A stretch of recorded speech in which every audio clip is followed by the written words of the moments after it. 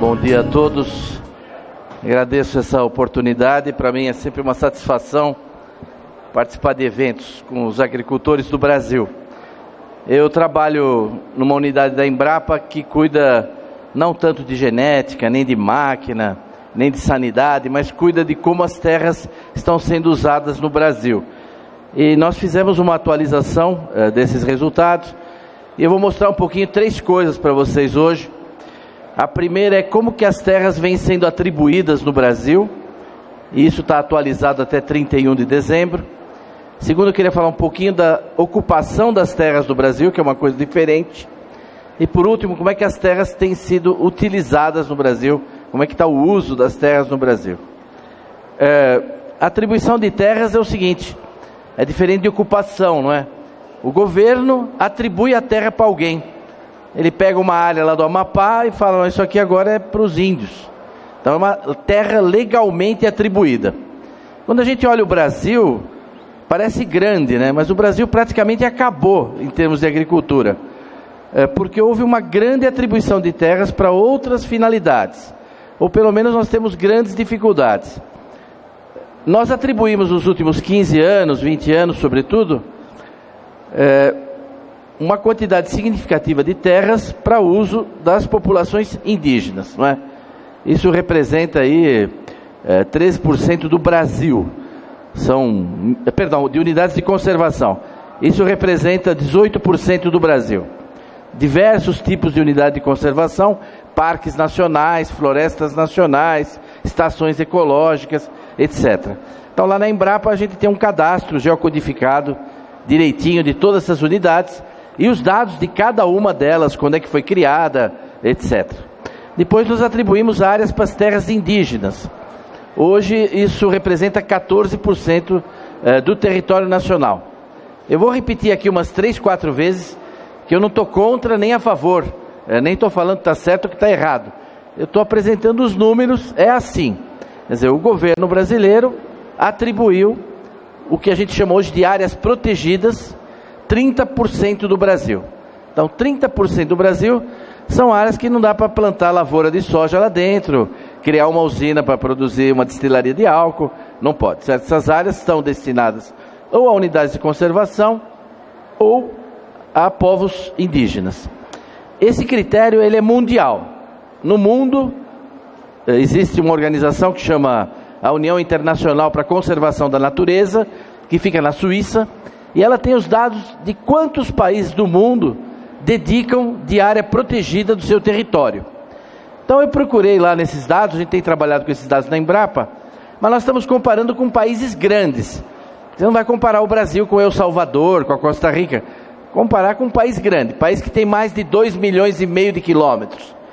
No mundo, só tem 9 países que têm mais de 2,5 milhões de quilômetros. Então esses dados são os dados da UCN.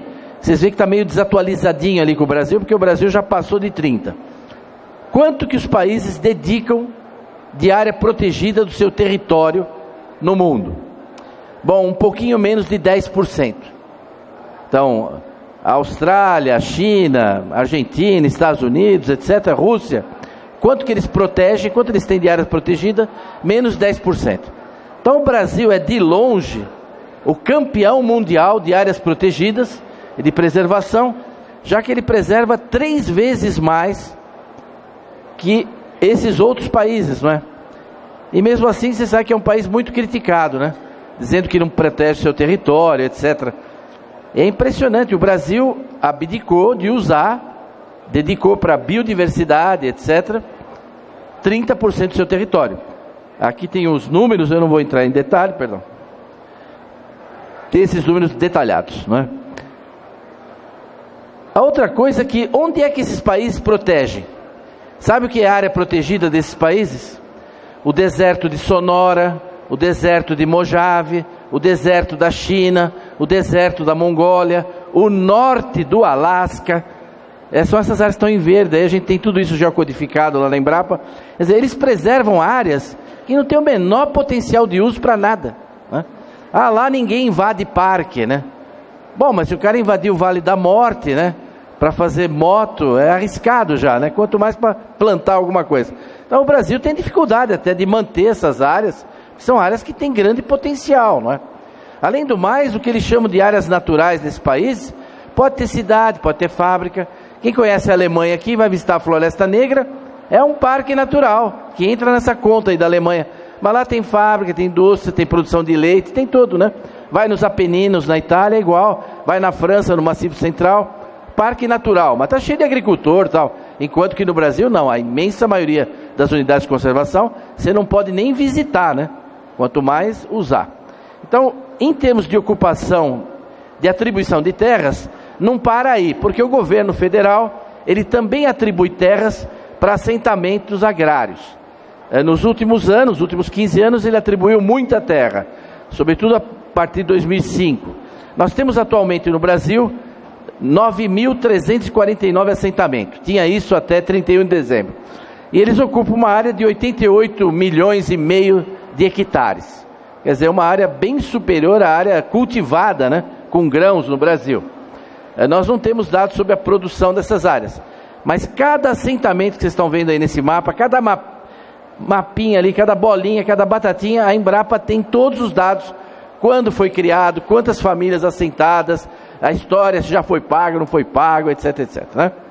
Mas tem também agora os quilombolas no Brasil, não é? Não são muitas áreas quilombolas, é menos de 300, mas já é uma área significativa, né? Quase 3 milhões de quilômetros. E tem reivindicação. O total das áreas quilombolas reivindicadas a mais dá quase um estado de São Paulo, né? Mas então, ele atribui terra para os quilombolas. Bom, além disso, nós temos, quando a gente junta quilombola, reforma agrária, dá isso aí, ó. Existem áreas que são militares, que também não pode plantar soja, nem cultivar, nem ocupar. Aliás, são as mais bem preservadas que existem, né? Que alguém que entra lá está arriscando muito, né? Está arriscando muito entrar lá dentro. Juntando, o Brasil está assim, ó.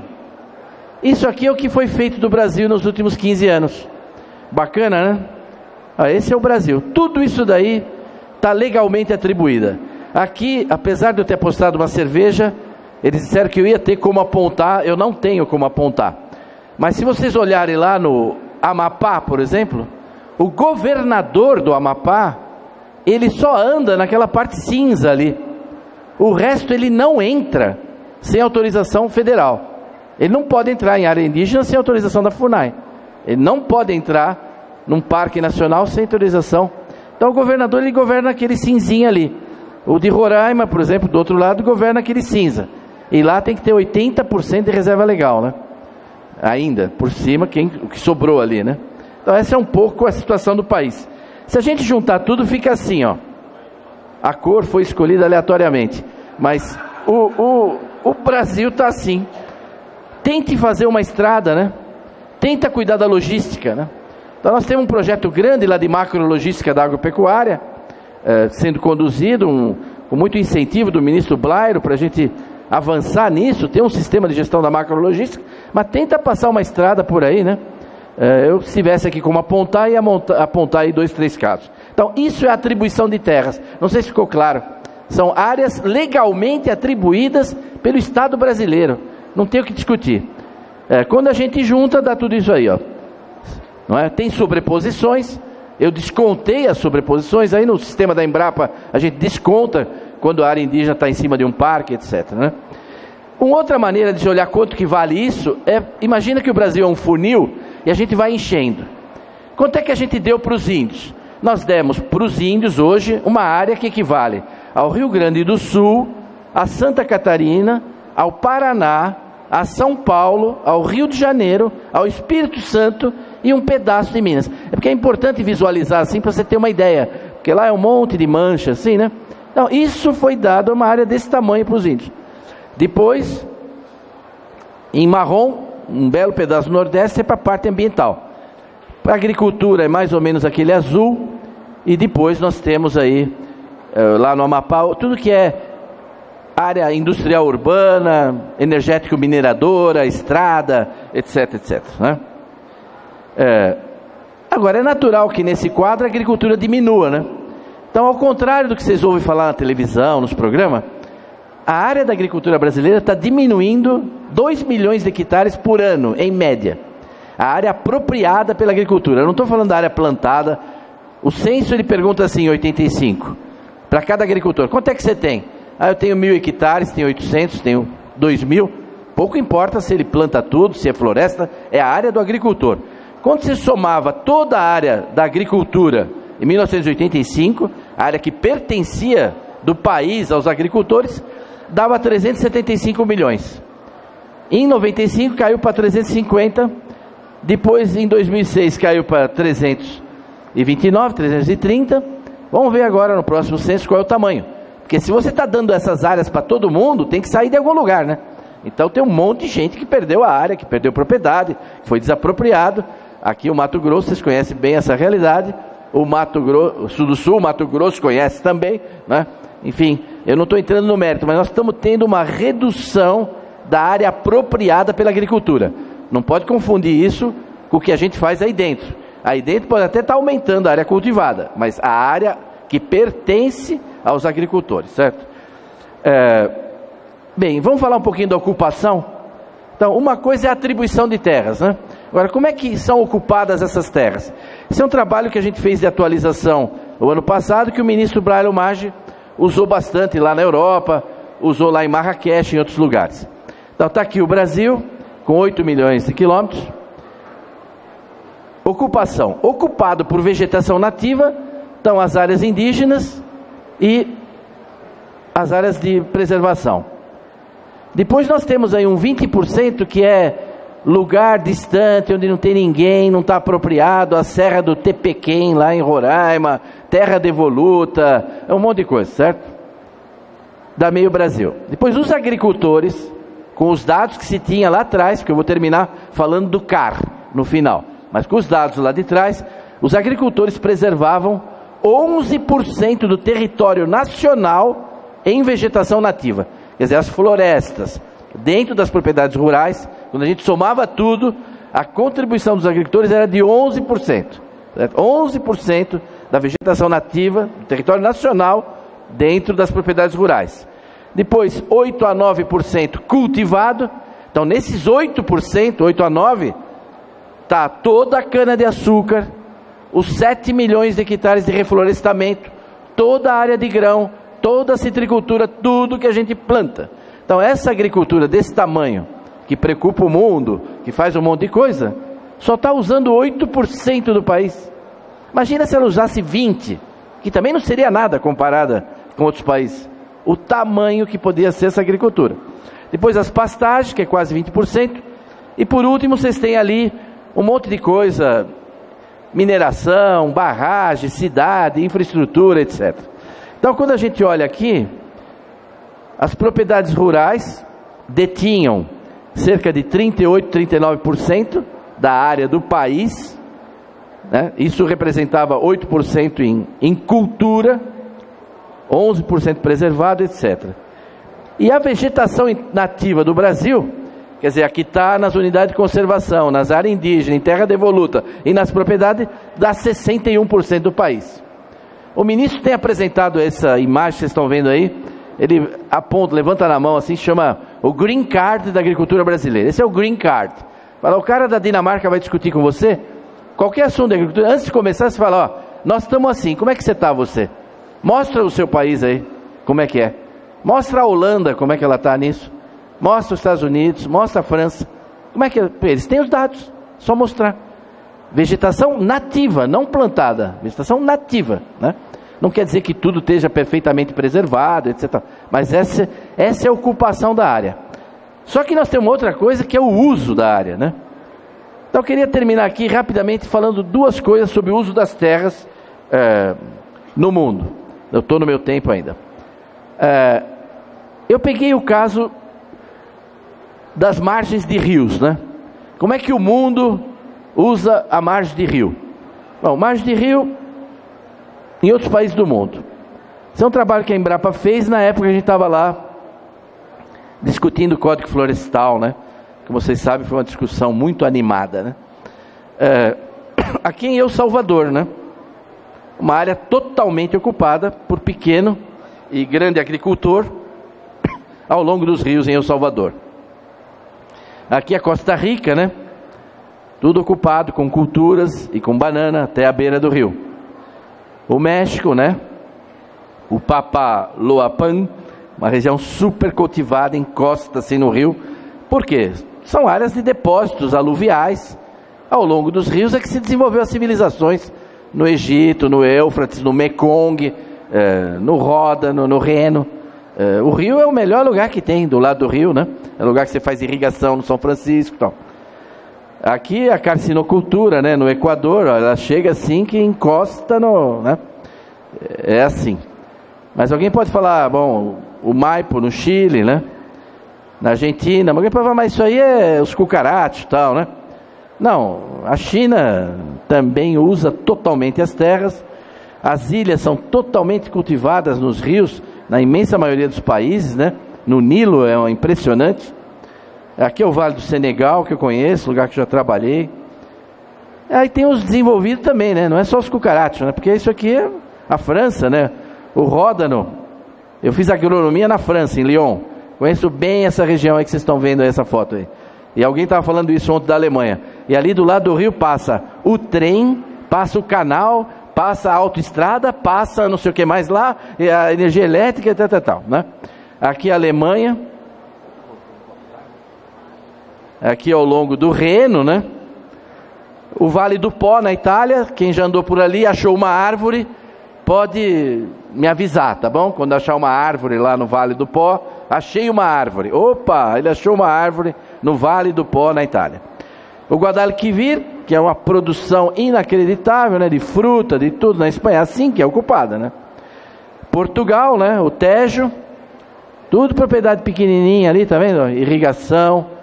Assim, então nós temos lá na Embrapa uma sistematização de como é que é o uso das terras, para poder discutir também, né, com as pessoas, tal. Isso aqui é a Áustria. Eu levei essa apresentação lá para o ministro Fux, no Supremo, quando a gente foi lá defender há pouco tempo o atual código, né, dada as ações de inconstitucionalidade movidas pelo Ministério Público Federal e pelo PSOL, né. E mostrei até do Danúbio, porque ele vem daquele lado lá, nesse ministro, a família, né? Olha lá como é ocupado, né? Isso aqui é a Holanda, né? O Baixo Reno também. Se vocês acharem uma árvore na Holanda, vocês me avisem que nós queremos ir lá fazer um passeio, conhecer essa árvore, né? Da vegetação nativa. Agora, como é que é no Brasil? No Brasil é assim, né? Basta andar aqui para ver como é que é no Brasil, né? Quer dizer, o Brasil preserva. E agora, por lei obrigatória, quer dizer, não é que você tem que preservar as margens do rio. De novo, repito que já falei 2 vezes, não estou falando contra, nem a favor, muito pelo contrário, estou mostrando o que é. Por exemplo, o uso da terra aqui no Brasil é assim.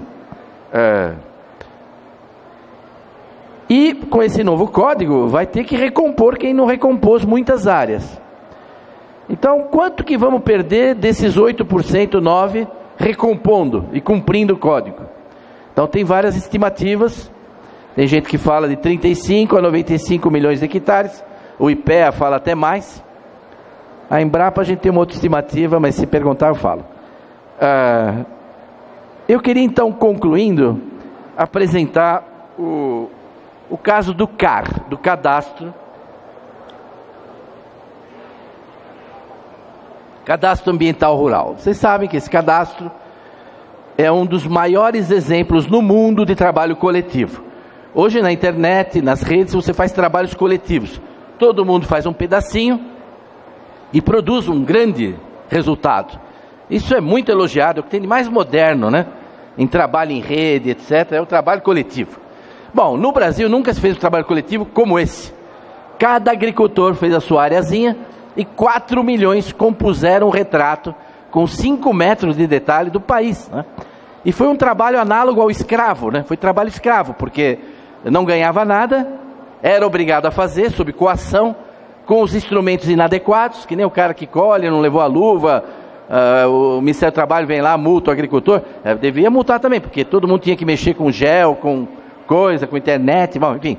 Então, nesse trabalho análogo ao escravo, os agricultores fizeram e se cadastraram num prazo impressionante. 4 milhões de agricultores se cadastraram. Isso aí era que nem o imposto de renda, né? Porque tem a área do CAR, onde é que fica a propriedade, o acesso, a servidão, tem tudo, né? Mas o ministro do Meio Ambiente disse que era importante que todo mundo soubesse, não é? Então, isso foi disponibilizado, vocês sabem, no mês de dezembro. Todos os dados do CAR. Isso gerou uma reação muito forte do Ministério da Agricultura, do setor agrícola, a CNA está processando o ministro. E aí, nessa discussão na Embrapa, a gente tem aquela teoria de que com o limão a gente pode fazer uma limonada. Você está sabendo uma coisa? Já que está aberto, vamos baixar esses dados. Vamos baixar o CAR inteiro. Ah, não dá, porque para você pedir um dado, você tem que pôr o seu CPF e o seu e-mail.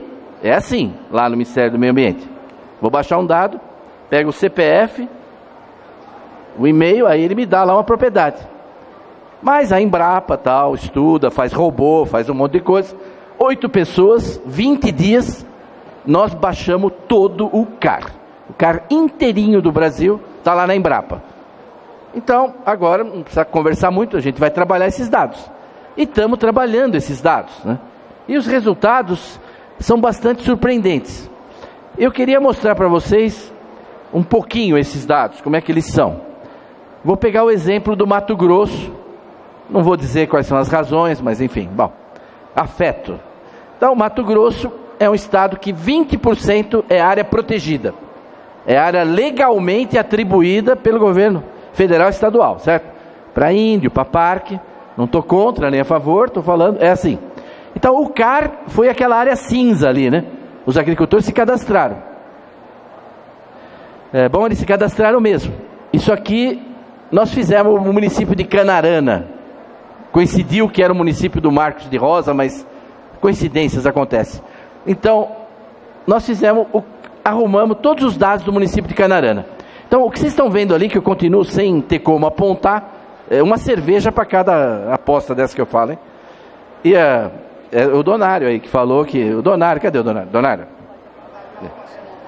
Onde? Vai, faça. Não aparece. Não, isso aí é quando eu aponto lá na tela. Mas você pode apontar. Não. Ela falou que eu posso apontar, mas não aparece. Bacana, hein? Vocês estão vendo ali as coisas vermelhinhas? É o limite das propriedades. Então eu posso lá, em qualquer lugar do Brasil, fazer zoom e chegar em cada propriedade, certo? Eu tenho ali o limite da propriedade em vermelho. Se eu estivesse apontando, eu ia dar uns exemplos ali.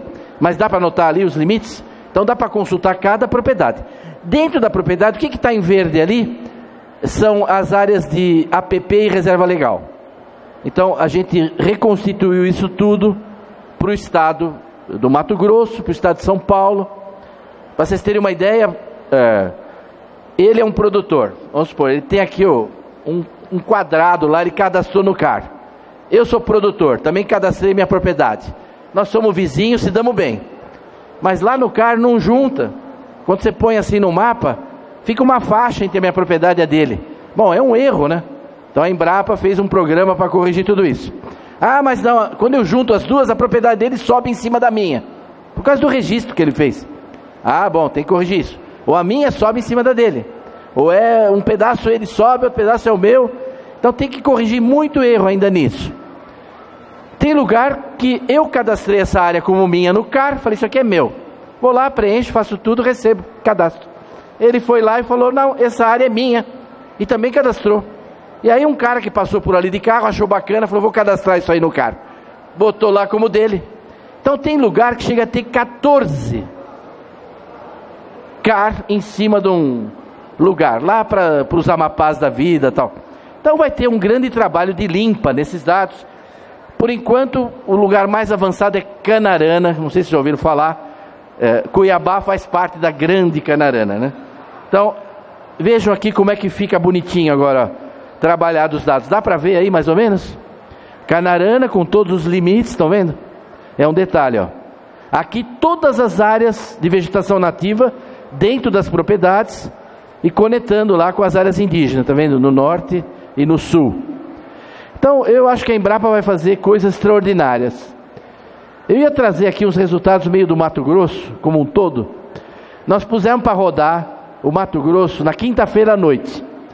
Acabou de rodar no computador da Embrapa, hein, que é caprichado esse computador nosso lá. Acabou de rodar na segunda à tarde, né? São Paulo também. Então é muito pesado. São de centenas de milhões de polígonos. Cada pedacinho, o cara fez uma nascente, a gente tem que pegar lá, né? Ele delimitou um riachinho, tem que pegar lá. Mas quer ver, para concluir, uma coisa interessante é quando você olha o Parque do Xingu, onde mais tem, tudo que está em verde ali é reserva legal e APP.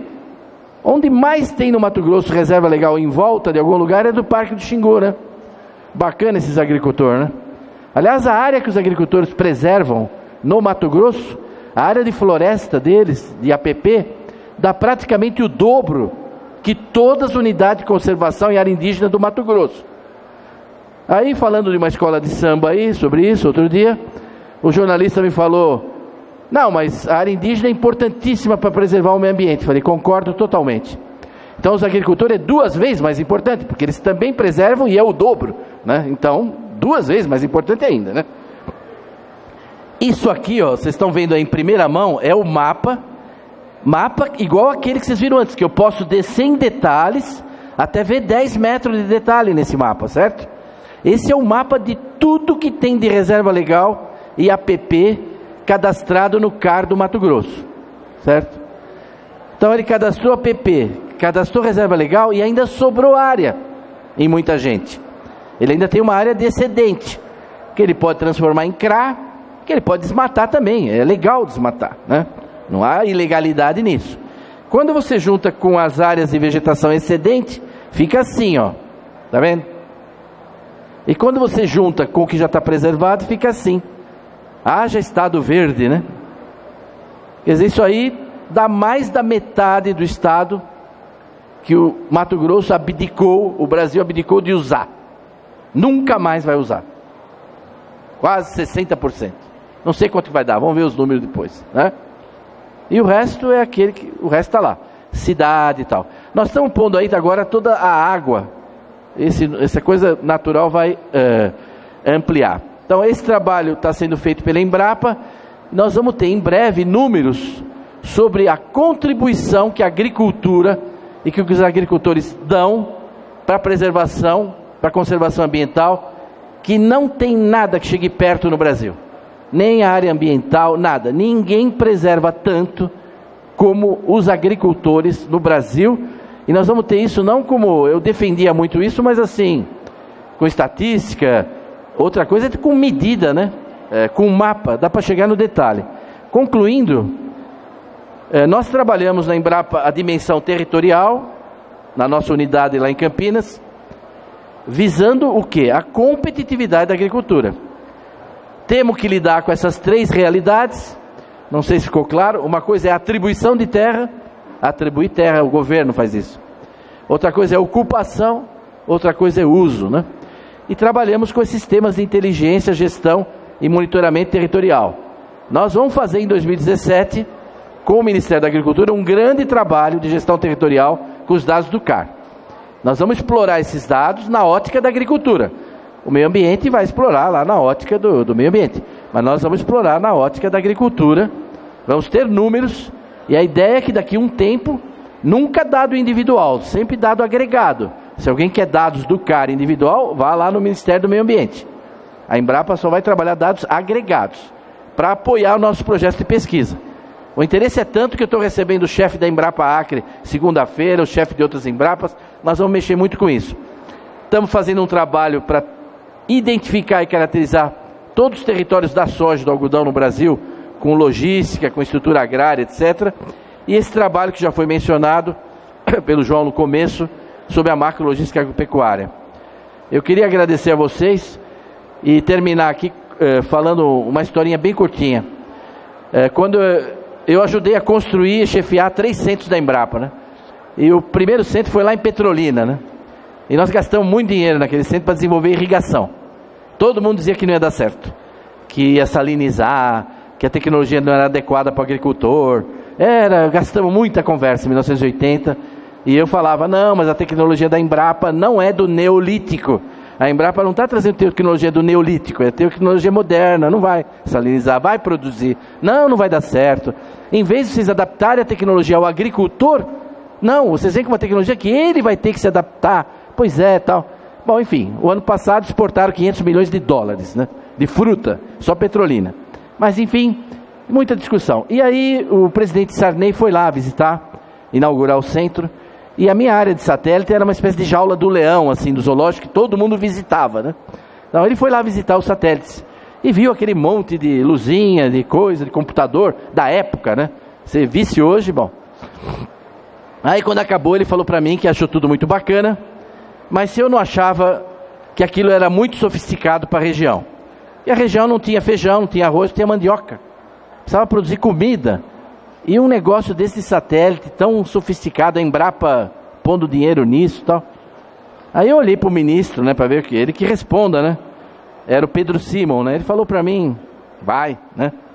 Olhei para o ex-presidente da Embrapa, que era o Dr. Eliseu, falou para mim. Falei, bom, então vou responder. Eu falei, bom, presidente Sarney, tenho duas coisas para lhe dizer. A primeira, o senhor achou sofisticado, né? Eu achei sofisticado. Falei, mas é muito mais sofisticado do que o senhor imagina. O senhor não tem ideia do que é sofisticado isso daqui. O senhor não tem a menor ideia. É muito mais sofisticado. E segundo, que para virar a mesa aqui, eu tinha uma mesa lá, eu quase virei a mesa. Falei, para virar a mesa aqui da pobreza, ou a gente põe essa tecnologia que precisa, ou faz o esforço que precisa, ou ficar empurrando assim com o dedinho, não adianta, pequenos esforços não resolvem. Ou põe logística, põe tudo e resolve, ou não adianta. Então a Embrapa está pondo aqui 50 milhões de dólares nesse centro para virar a mesa aqui, né? Tal. Aí ele ficou todo impressionado, assim, animado. Aí quando ele ia saindo assim, ele deu uma paradinha, virou para trás e falou para mim, bastante argumento, você tem mais algum outro argumento que faltou dizer? Aí ele deu essa dicha, né? Eu falei, bom, eu tenho mais um, mas ele é meio literário, não é tão técnico, né? Ele falou, e qual que é? Eu falei, que o nosso lema aqui, que a gente segue em ciência e tecnologia aqui no CEPATSA, que era o nosso centro lá do sertão, a gente segue o conselho do cangaceiro Corisco, né? E o Corisco é um cangaceiro que deixou muita coisa escrita, tudo, né? A mulher dele. Ele falou, mas o Corisco, com a pesquisa, eu falei, E o que o Corisco falava? Eu falei, o Corisco dizia o seguinte, presidente, que o futuro fique em cima do futuro e não embaixo do passado, né? Aí ele aplaudiu, foi ótimo, muito obrigado, hein?